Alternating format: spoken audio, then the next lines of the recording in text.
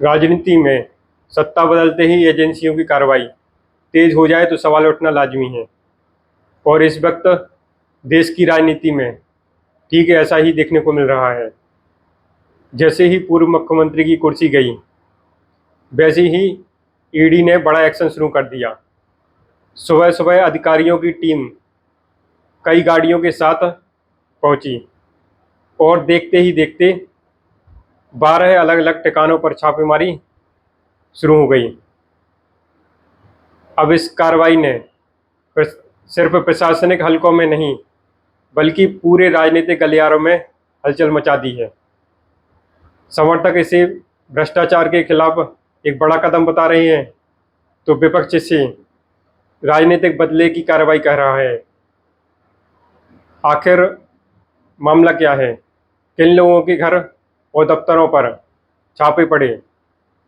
ED आखिर क्या ढूंढ रही है? और क्या आने वाले दिनों में बड़े नेताओं की मुश्किलें और बढ़ सकती हैं? आइए विस्तार से समझते हैं। ईडी की यह कार्रवाई कथित वित्तीय अनियमितताओं, मनी लॉन्ड्रिंग और सरकारी ठेकों में गड़बड़ी से जुड़े मामलों में की गई है।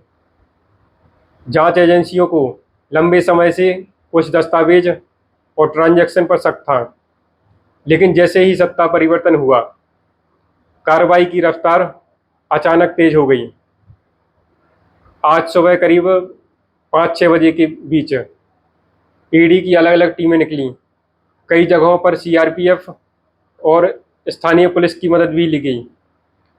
टीमें सीधे नेताओं, कारोबारियों और उनके करीबी सहयोगियों के घरों और दफ्तरों पर पहुंची। सूत्र ये भी बता रहे हैं कि एजेंसी बैंक ट्रांजैक्शन, बेनामी संपत्ति और कथित फर्जी कंपनियों के नेटवर्क की जांच कर रही है। यानी मामला सिर्फ कैश या संपत्ति तक सीमित नहीं, बल्कि पूरा आर्थिक नेटवर्क जांच के दायरे में है।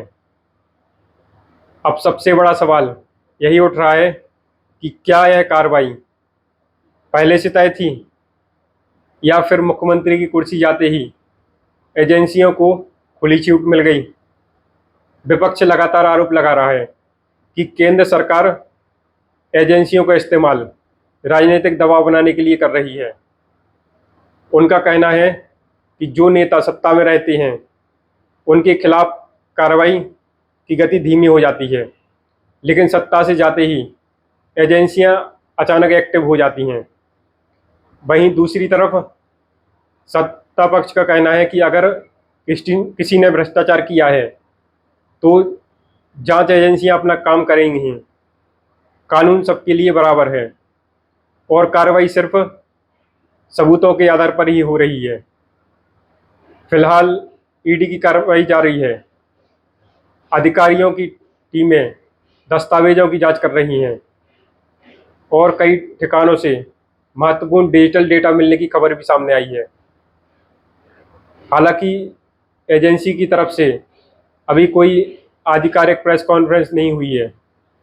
अगर जांच में बड़े नाम सामने आते हैं तो आने वाले दिनों में देश की राजनीति में और भी बड़ा तूफान देखने को मिल सकता है। आपको क्या लगता है? क्या यह भ्रष्टाचार के खिलाफ सख्त कार्रवाई है, या फिर राजनीतिक बदले की राजनीति? कमेंट करके अपनी राय जरूर बताइए। वीडियो पसंद आई हो तो वीडियो को लाइक करिए, शेयर करिए और चैनल को सब्सक्राइब करिए। जय हिंद।